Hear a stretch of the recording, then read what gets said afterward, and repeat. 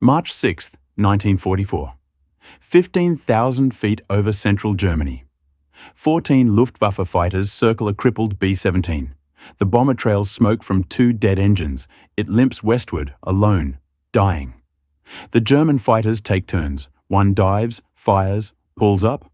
The next follows. Methodical, patient. They know the bomber cannot escape. Second Lieutenant Robert Johnson watches from 28,000 feet. 22 years old, 9 days in combat. His fuel gauge reads half tanks. Enough to reach England. Not enough for what he's about to do. He pushes the throttle forward and dives. This is the story of 3 minutes that changed air combat doctrine. By the end, you'll understand 3 things. 1. Why the 8th Air Force was losing bombers faster than they could replace them in early 1944, and why the P-51 Mustang was supposed to solve a problem it kept making worse. 2.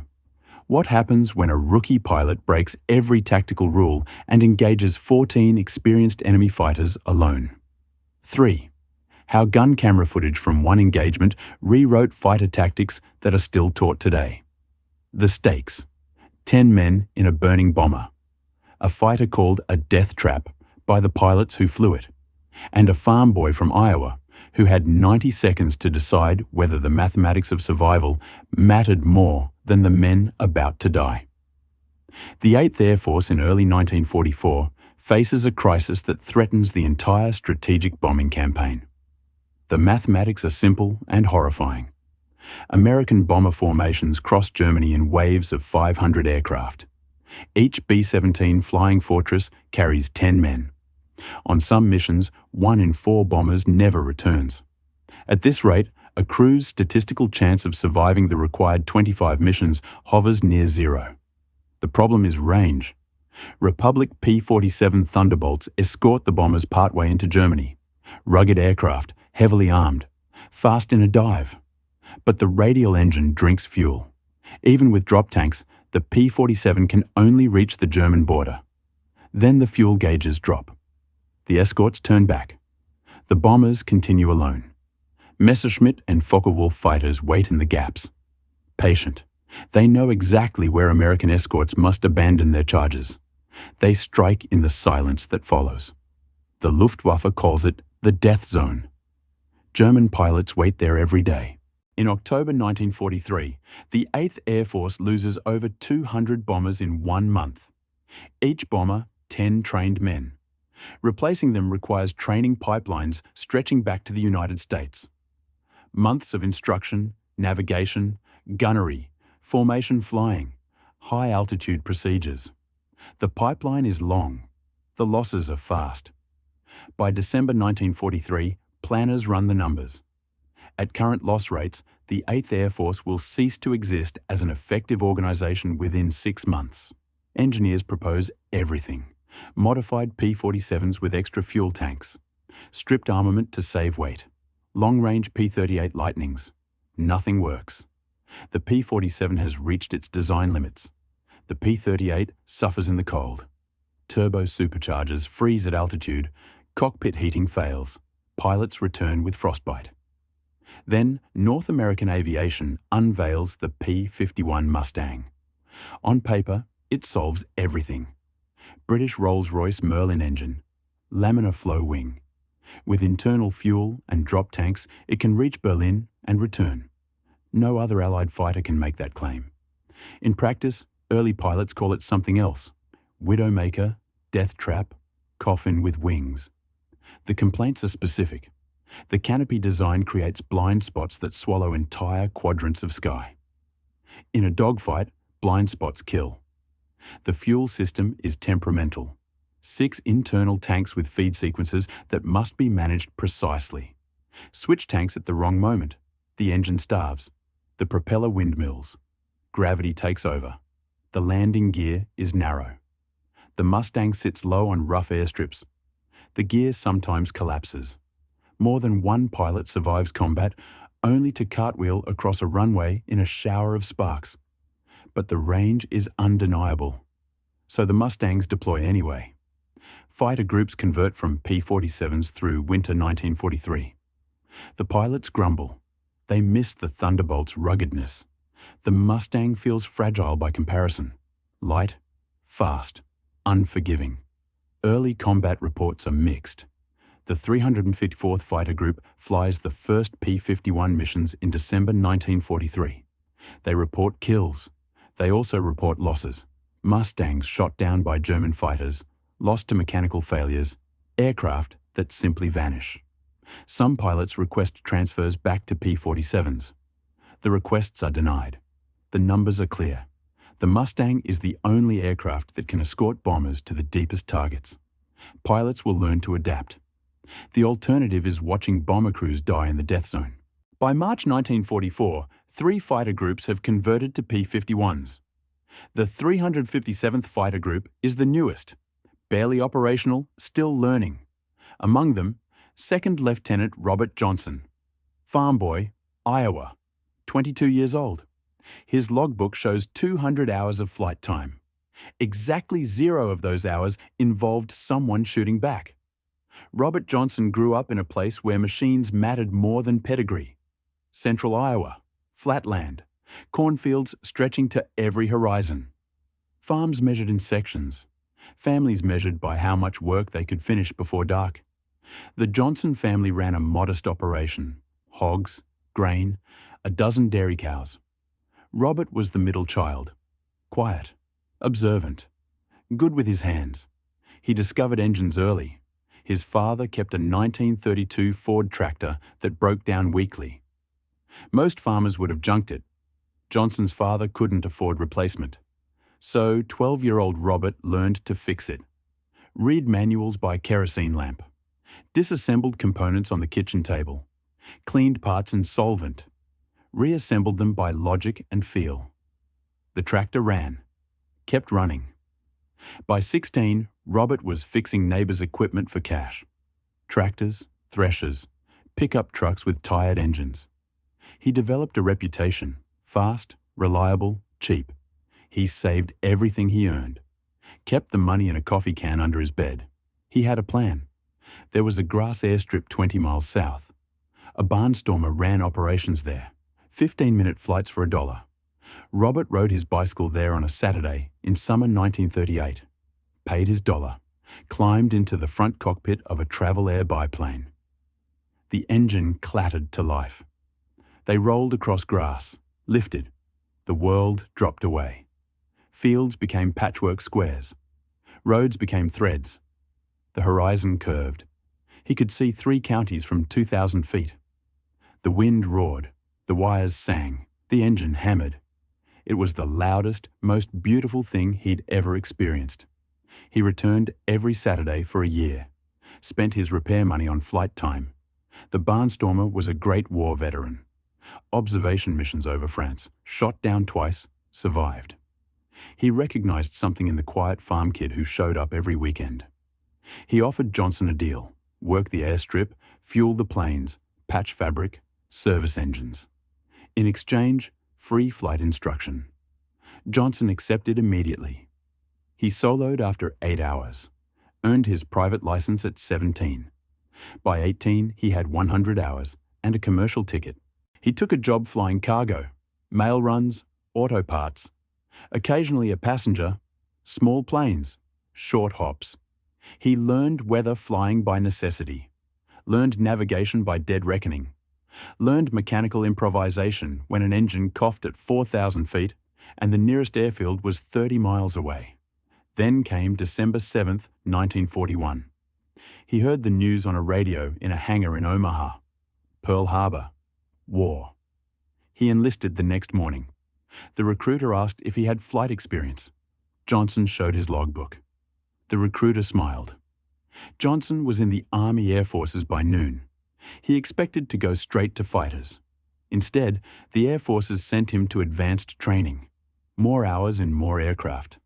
AT-6 Texans, P-40 Warhawks, formation flying, gunnery, aerobatics, navigation.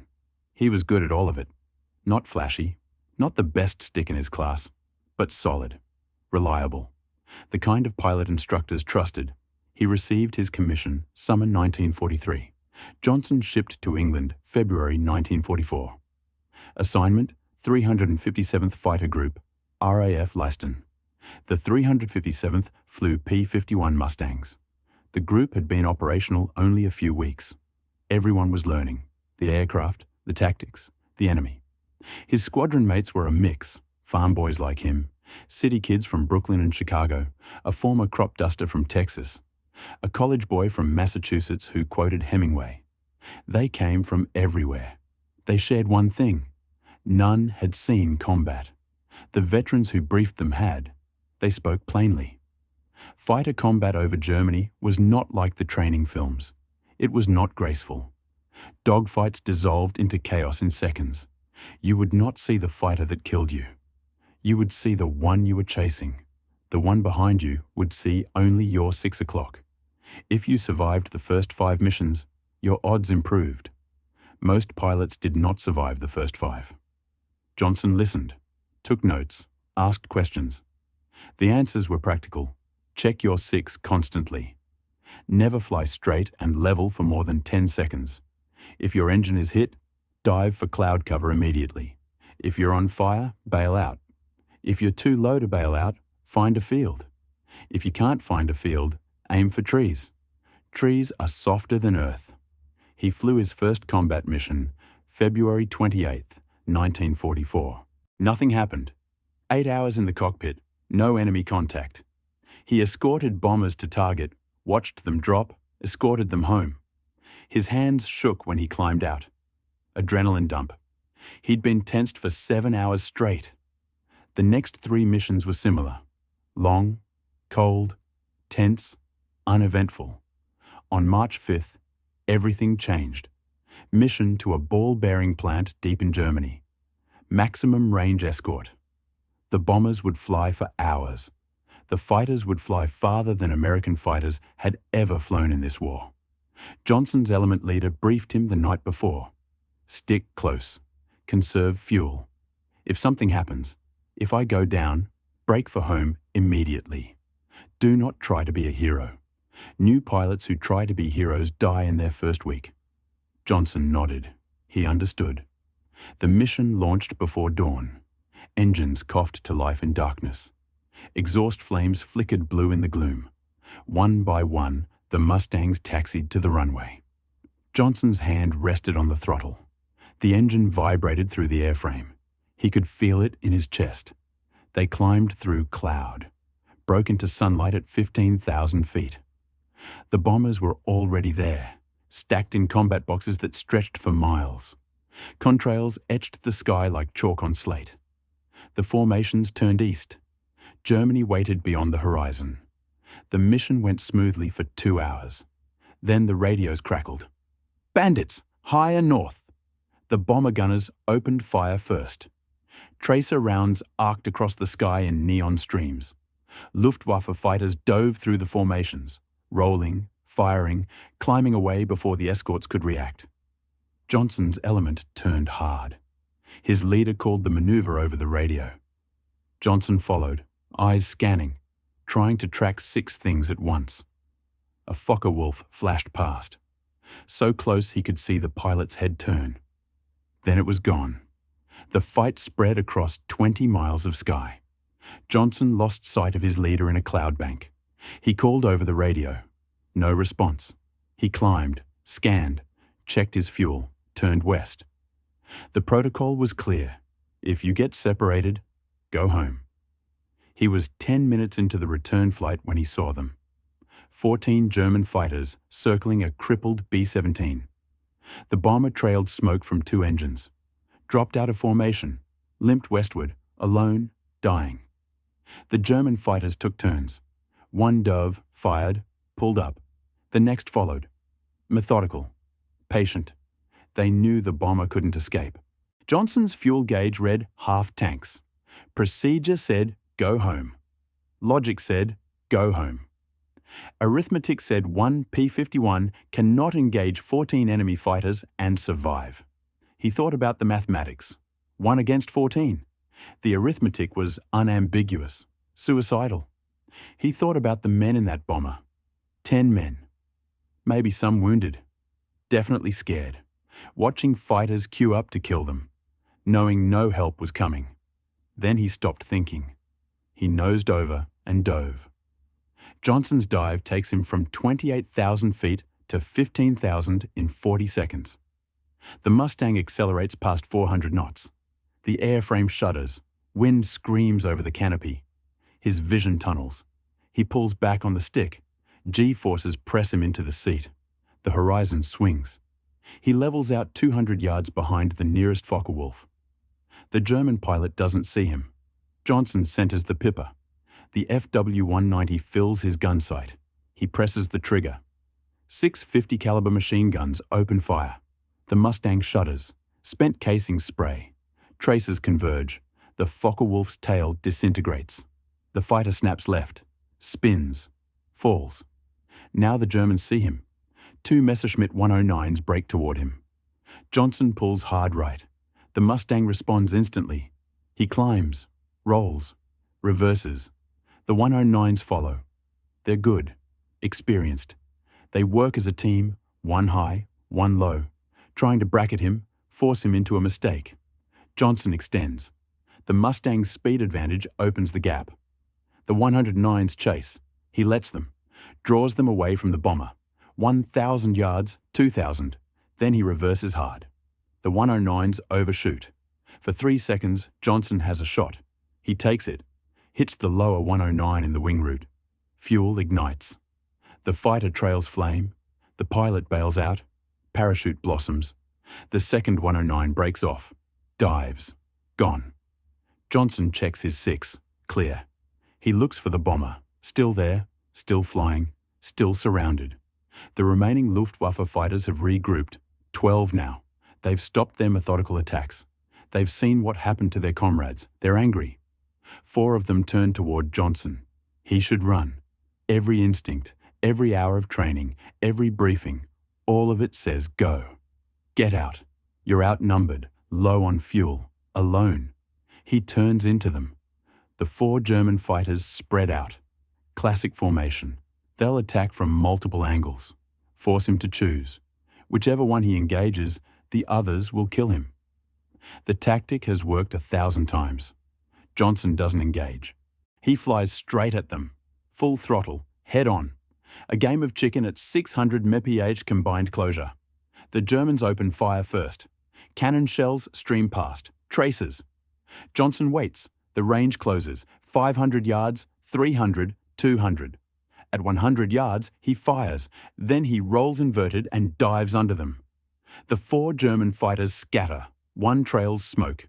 Johnson doesn't see it crash. He's already pulling up, already scanning, already looking for the next threat. The bomber is diving. Its pilot has seen an opportunity.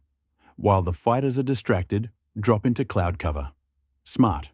The clouds are at 8,000 feet. Thick. He can hide there.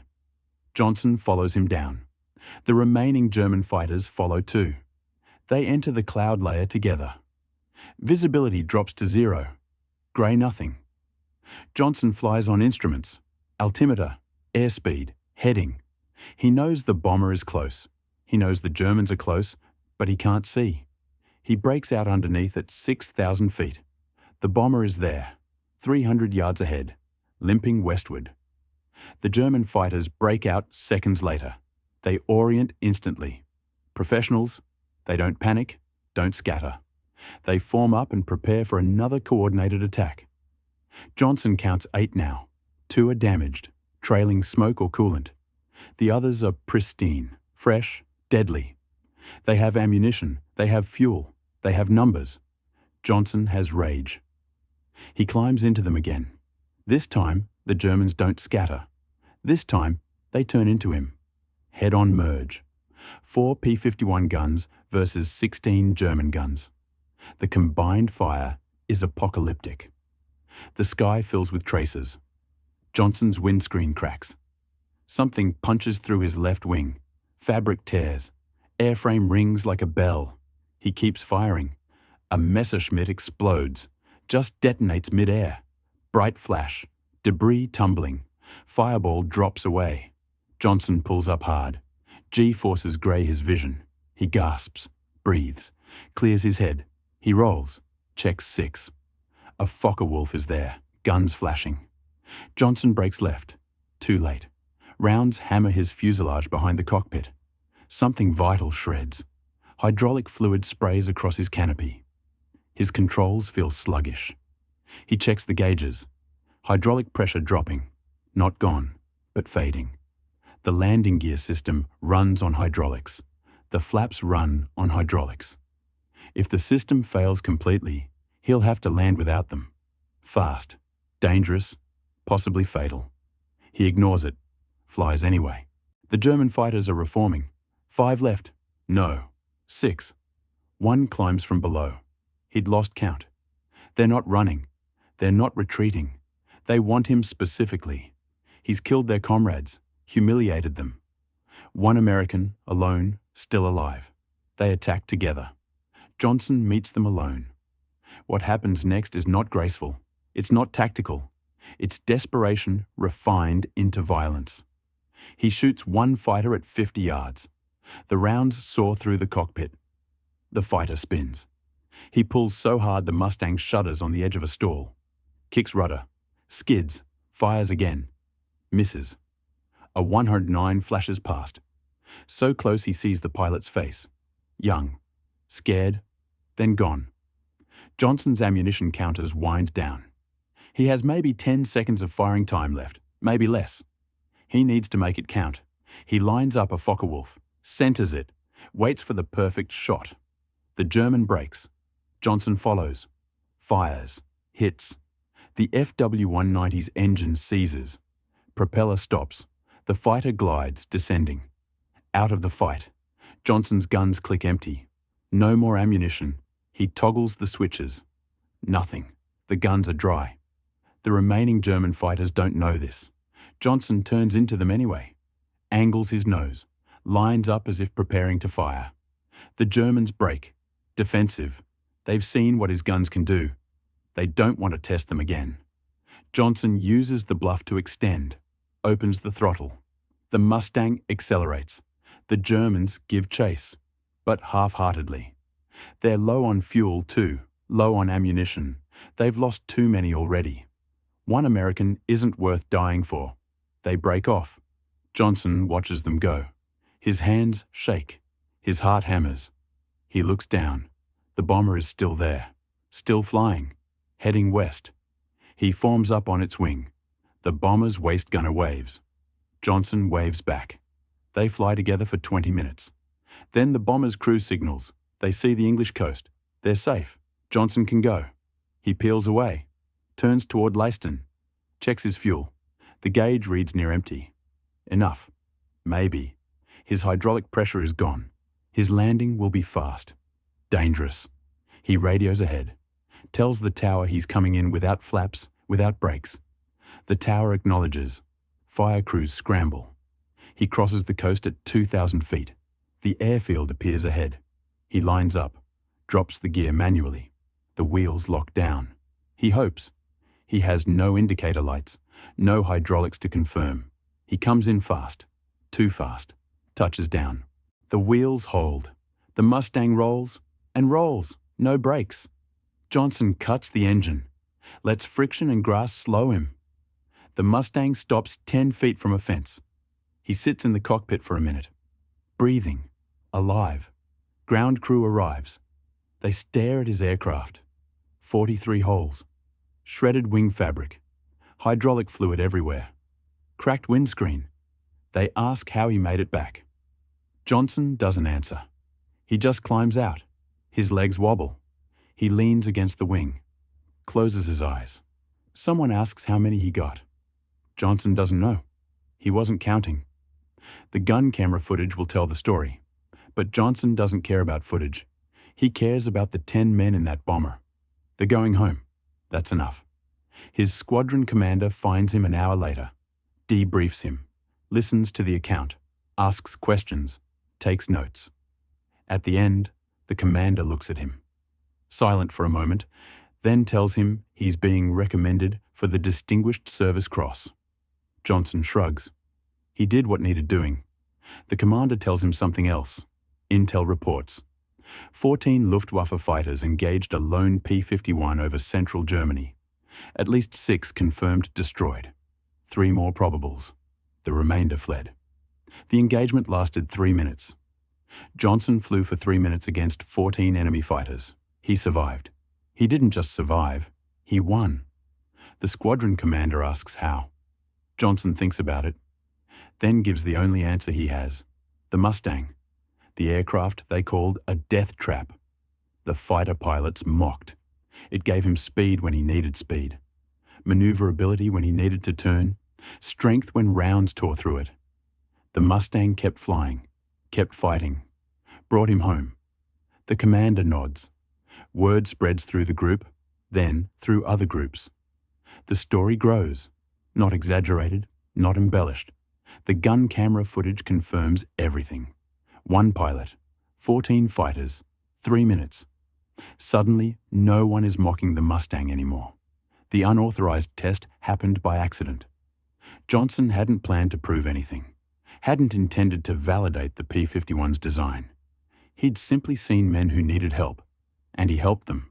But the footage from his gun camera changes the conversation. Engineers at North American Aviation study it. They see their aircraft performing beyond design specifications, pulling 7Gs in sustained turns, diving past the red line and recovering, rolling at rates that exceed test data.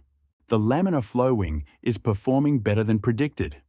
The Merlin engine is delivering power beyond rated limits. The structure is holding. One engineer watches the footage 3 times, then writes a memo.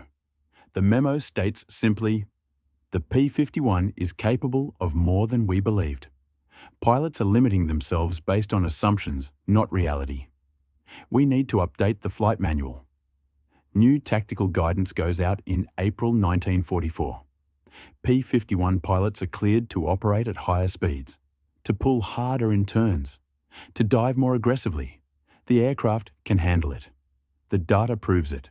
Johnson's footage proves it. But the tactical shift goes deeper. Before Johnson's engagement, doctrine held that outnumbered fighters should disengage, run, survive, regroup. The mathematics made sense. 3 fighters against 10 should not fight. They should extend, use speed to escape, live to fight another day. Johnson had ignored the doctrine and won. His squadron commander begins asking questions. Why did the Germans break off? They had numbers. They had position. Johnson was alone, out of ammunition, damaged. Why did they leave? The answer is psychological. The German fighters had watched 6 of their comrades go down in 3 minutes. They'd seen aggression that defied logic. A lone American who attacked instead of running, who turned into them instead of away, who fought like the numbers didn't matter. It rattled them. They began to doubt, to hesitate. Hesitation in air combat is fatal. So they disengaged. Not because they were beaten tactically, because they were beaten psychologically. A new doctrine emerges. Aggression matters, not reckless aggression, calculated aggression. The willingness to press an attack when logic says retreat, to turn into a threat instead of a way, to make the enemy doubt, because doubt spreads faster than bullets. Fighter groups begin teaching it, emphasizing it. P-51 pilots learn to exploit their aircraft's strengths: speed, maneuverability, climb rate. They stop flying defensively. They start dictating engagements, forcing the enemy to react, to defend, to hesitate. The results are measurable. In March 1944, the 8th Air Force loses 97 bombers. In April, after the tactical shift, losses drop to 58. In May, 34. The curve is undeniable. Something has changed. The Luftwaffe is still dangerous, still skilled, but they're losing. The P-51 is part of it, but only part. The other part is mindset. Johnson's engagement is dissected in briefing rooms across England. Pilots study the gun camera footage frame by frame.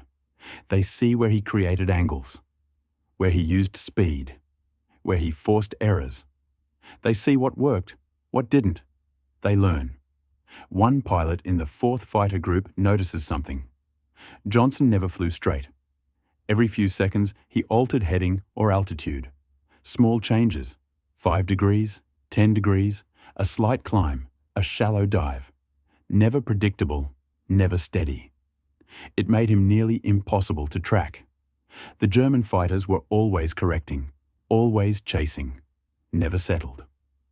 The 4th Fighter Group starts teaching it. Randomize your flight path. Don't give the enemy a predictable target. Make them guess. Make them miss. Another group notices Johnson's use of vertical maneuvers.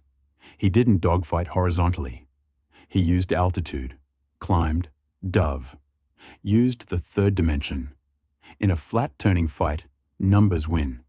In a vertical fight, energy management wins. One skilled pilot can beat many unskilled pilots if he controls the energy. The lessons spread. By June 1944, the P-51 is no longer the mocked death trap. It's the premier American fighter in Europe. Pilots request assignment to Mustang units. The aircraft's reputation has inverted. Now it's the P-47 pilots who grumble.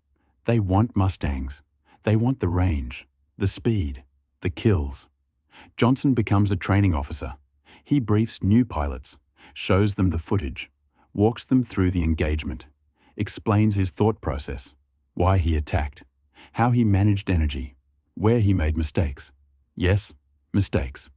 He points them out, the times he misjudged deflection, the moments he got slow, the angles he gave away. The new pilots listen. They ask questions. How did you stay calm? How did you track 14 fighters? How did you know when to engage and when to extend? Johnson's answers are practical. You don't track 14. You track 1, the one you're shooting. When that one is gone, you find the next one. You don't think about the total. You think about the immediate problem. Solve it. Move to the next. How did you stay calm? You don't. You're terrified. But you fly anyway. The fear doesn't stop you. It sharpens you, keeps you alert, keeps you alive. The briefings are recorded, transcribed, distributed. Johnson's words reach pilots in other theatres. Pacific squadrons receive copies. They adapt the lessons. Use them against Japanese fighters. The principles are universal. Aggression, energy management, unpredictability. They work everywhere. The Luftwaffe notices. German pilots begin reporting a shift in American tactics. More aggressive escorts, fighters that don't disengage. Pilots who press attacks despite being outnumbered. The reports filter up. Luftwaffe commanders adjust. They instruct their pilots to avoid prolonged engagements with Mustangs, strike the bombers, ignore the escorts, disengage quickly. But ignoring the escorts isn't always possible. The P-51s stick close to the bombers now. They don't chase every German fighter that appears. They maintain position, protect the heavies. When the Luftwaffe attacks, the Mustangs turn into them, force them to fight, disrupt their attacks. The bombers survive. The mission continues. The strategic effect is profound. The bombing campaign, which nearly collapsed in late 1943, is now sustainable. Loss rates are manageable. Crews complete their tours. Morale improves. The factories in Germany burn. The oil refineries burn. The rail yards burn.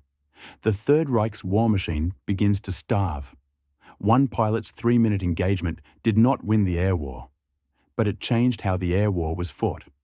It validated an aircraft, shifted a doctrine, gave others the courage to press when logic said, run. Johnson flies 73 more missions. He shoots down 6 more German aircraft.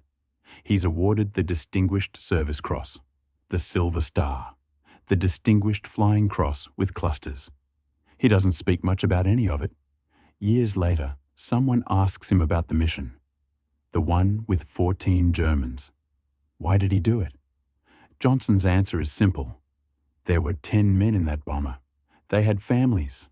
They wanted to go home. He could help, so he did. The interviewer presses, but it was suicide. The odds were impossible. Johnson shrugs. The odds didn't matter. The men mattered. That's the only explanation he ever gives. The ripple extends farther than tactics or doctrine. By summer 1944, the P-51 Mustang is in full production. North American Aviation's factories in California and Texas run 3 shifts. Thousands of aircraft roll off the lines each month. The Army Air Forces can't get enough. Every fighter group in Europe is converting or has converted. The P-47 units grumble, but they convert too. The numbers are irrefutable. Kill ratios tell the story. In the first quarter of 1944, P-51 units achieve a 5-to-1 kill ratio against the Luftwaffe. 5 German fighters destroyed for every Mustang lost. By the second quarter, the ratio climbs to 8-to-1. The Luftwaffe is bleeding experienced pilots faster than training can replace them. The Americans are gaining experience, learning, adapting.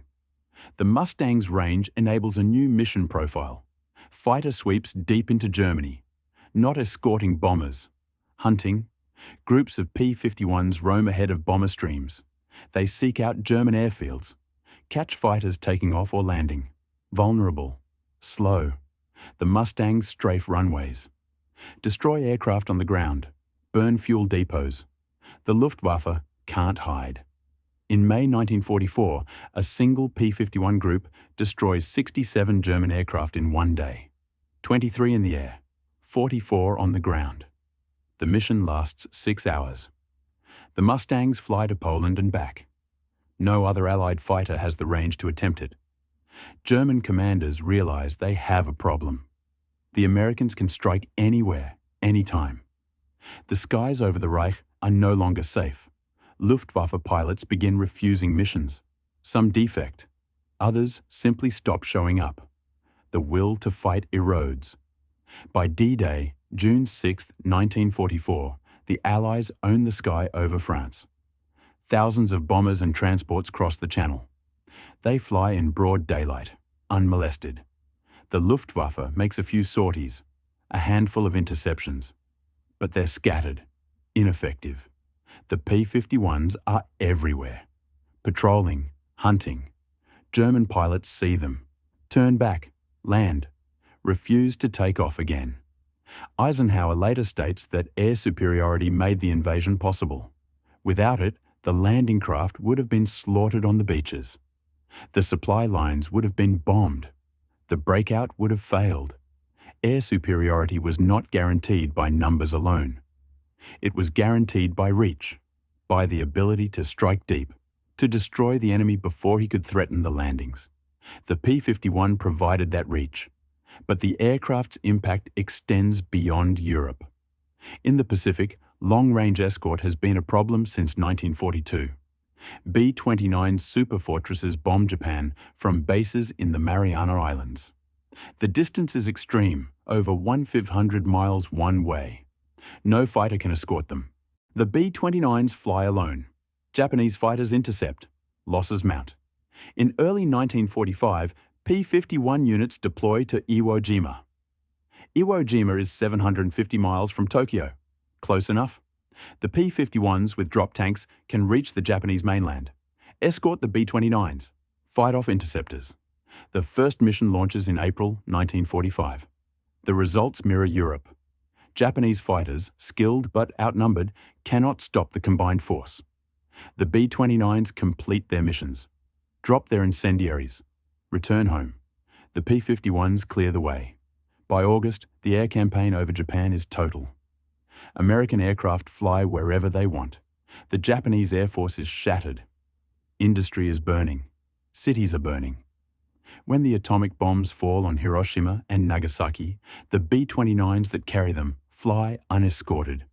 They don't need escorts. The skies are empty. The war ends. Mustang production continues into 1946, then stops. Jets are coming.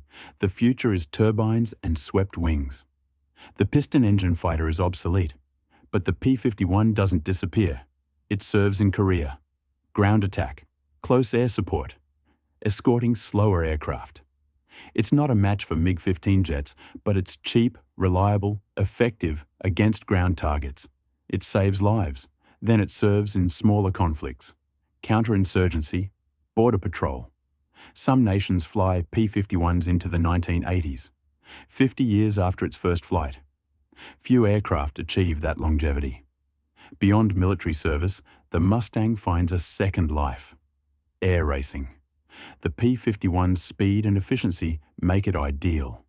Racers modify them, clip the wings, boost the engines. They break records, win championships. The Reno air races become a showcase for Mustangs. Thousands watch them scream past at 500 mph, 6 inches off the ground. Warbird collectors restore them, fly them at air shows. The sound of a Merlin engine at full throttle is unforgettable. A deep, rolling thunder. Children stand with their mouths open. Veterans weep. The Mustang becomes a symbol, not of war, of survival, of ingenuity, of the people who built it and flew it and brought it home. Johnson's specific aircraft, the one he flew on March 6th, doesn't survive. It's scrapped after the war, cut apart, melted down, recycled, no plaque, no museum, just gone. But the footage remains. The gun camera film is digitized, archived, studied by historians, military analysts, film students. It appears in documentaries, training videos, YouTube compilations. Millions of people watch it. Most don't know Johnson's name, but they see what he did. They see the proof. One pilot alone can change everything. Not through recklessness, not through luck. Through skill, courage, and a willingness to act when others would not. The P-51 gave him the tools, but Johnson made the choice. That choice rippled outward, through tactics, through doctrine, through the war, through history. It continues to ripple.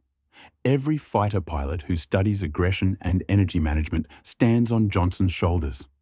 Every air combat doctrine that emphasizes initiative over caution echoes his engagement. Every pilot who turns into a threat instead of a way is flying the lesson Johnson taught. The tools change.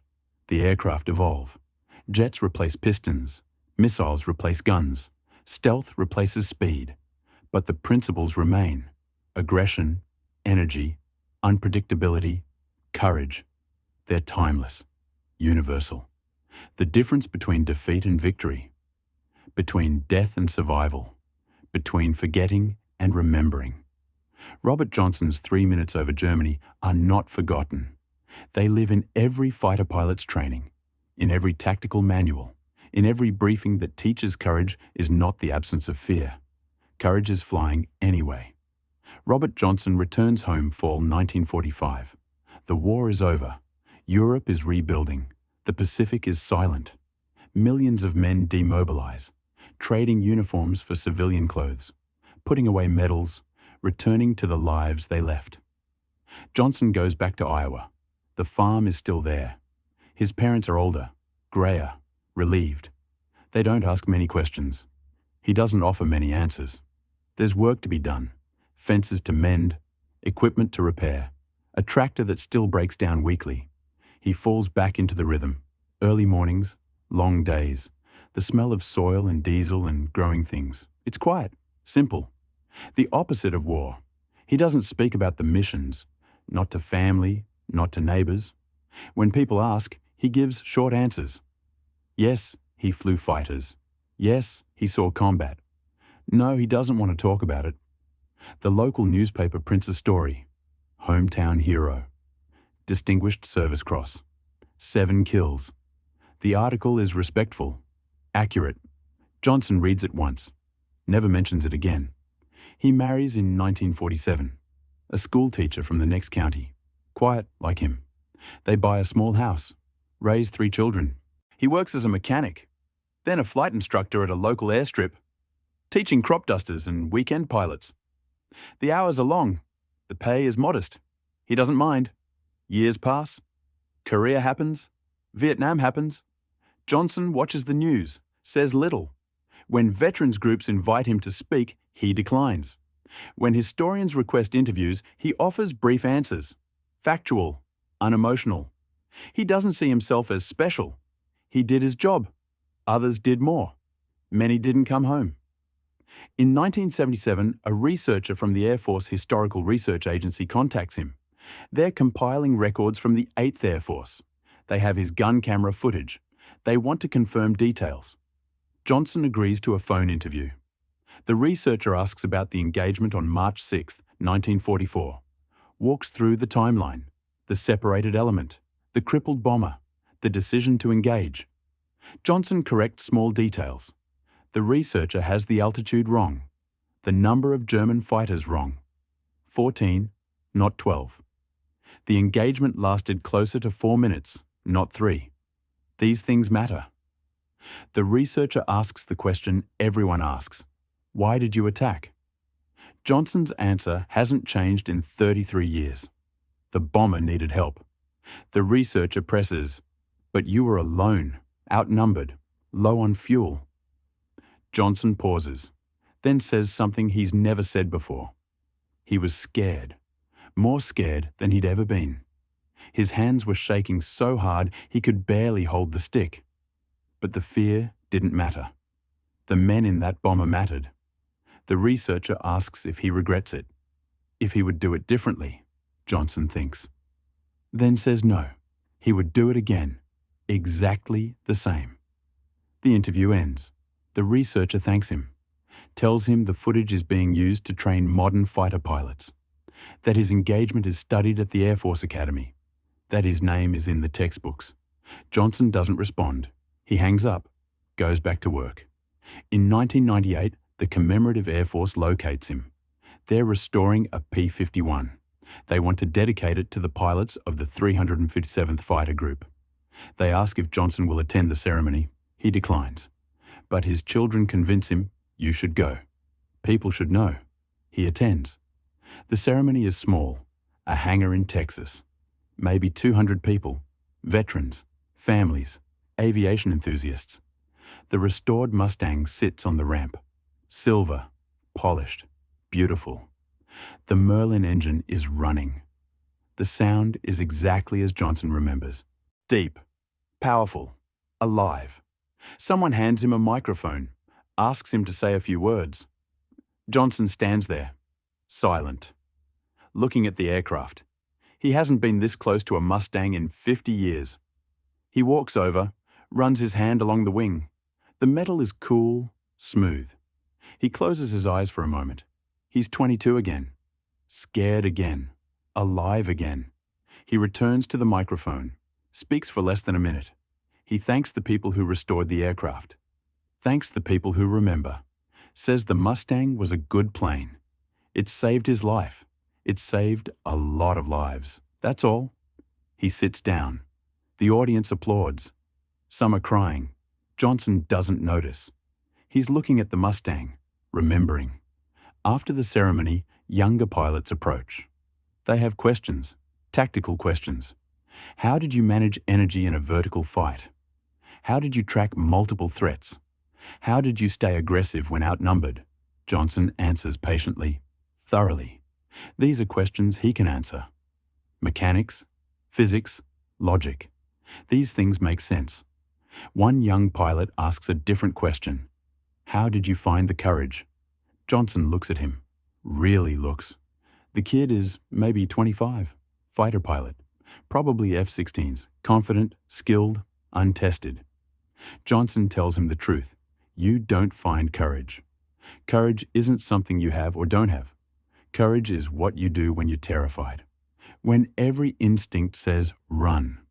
When the arithmetic says you'll die, you act anyway. Not because you're brave, because someone needs help. And you're there. The young pilot nods, thanks him, walks away. Johnson watches him go, wonders if the kid understood, wonders if anyone can understand until they're there, alone, outnumbered, making the choice. Robert Johnson dies in 2006. He's 84, surrounded by family, quiet, peaceful. His obituary in the local paper is brief. Veteran, mechanic, father, grandfather. It mentions the Distinguished Service Cross, doesn't explain why. The Air Force Academy hears of his passing. They fly a missing man formation over his funeral. 4 P-51s. One breaks away, climbs, disappears into the sun. His children donate his medals to a museum. His logbook, his flight suit. They're displayed in a case next to a photograph. Johnson, 22 years old, standing beside a Mustang, smiling, alive. Visitors stop, read the plaque, learn the story. Some linger, some move on, but the story remains. It's taught to every fighter pilot, studied in every air combat course, cited in every manual on tactical aggression. The lesson is simple. One person can make a difference. Not through recklessness, through skill and courage and a willingness to act. The tools change, the wars change, the enemies change. But the lesson doesn't. When you see someone who needs help, you help, even if the odds are impossible, even if you're alone, even if you're scared, you act. Because that's what courage is. Not the absence of fear, the defiance of it. Robert Johnson defied fear for 3 minutes over Germany. He saved 10 men. He changed a doctrine. He proved an aircraft. He taught a lesson. The lesson echoes through time, through wars, through generations. It echoes still. In every fighter pilot who turns into a threat instead of a way. In every person who stands when others sit. In every choice to act when logic says freeze. The Mustang was just a machine, aluminum and steel and a brilliant engine. It didn't win the war. People won the war. People like Robert Johnson, a farm boy from Iowa who understood engines, who learned to fly because it was the loudest, most beautiful thing he'd ever experienced, who enlisted not from duty, but from opportunity, who survived his first 5 missions through luck and caution, and who, on his 7th mission, saw 10 men about to die and made a choice. The choice violated every rule, every briefing, every instinct for self-preservation. The mathematics said he would die. The doctrine said he should run. The fuel gauge said he didn't have time. He attacked anyway. 3 minutes. 14 fighters. 1 rookie pilot in an aircraft, half the squadron called a death trap. When it was over, 6 German fighters were destroyed. 3 more damaged. The rest fled. The bomber limped home. 10 men survived. And the P-51 Mustang, mocked, mistrusted, considered a liability by pilots who preferred the rugged P-47, became the fighter that won the air war over Europe. Not because of Johnson alone, because he proved what it could do. And once others saw the proof, they stopped limiting themselves based on assumptions. They started flying the aircraft the way it was meant to be flown. They started fighting the way Johnson fought, aggressively, unpredictably, with a refusal to accept that numbers determined outcomes. The doctrine changed. The tactics evolved. The war turned. Johnson flew 73 more missions, survived them all, came home, lived quietly, raised a family, fixed engines, taught people to fly, never sought glory, never claimed to be special. When asked why he did it, his answer was always the same. The men in that bomber had families. They wanted to go home. He could help. So he did. That's all. That's the entire explanation. Not heroism, not ideology, not doctrine. Just a simple recognition that someone needed help, and he was there. That's the lesson Robert Johnson left behind. Not in textbooks or medals or restored aircraft in museums. In the understanding that courage isn't complicated. It's seeing what needs to be done and doing it, even when every logical calculation says you'll fail. The Mustang gave him the tools. Training gave him the skills. But the choice to dive into 14 fighters when he could have turned for home, that was entirely his. And that choice changed everything. This is one story from a war that produced thousands like it. Moments when ordinary people made choices that seemed impossible, that violated every rule, that shouldn't have worked, but did. If this history matters to you, if you want more stories like this told the way they deserve to be told, your support helps make that possible. And if there's a moment from this war you think needs this treatment, a decision, a battle, a choice that changed everything, let me know. Because these stories don't just teach us about the past. They teach us what's possible when people refuse to accept that the odds matter more than the lives at stake. Thank you for watching.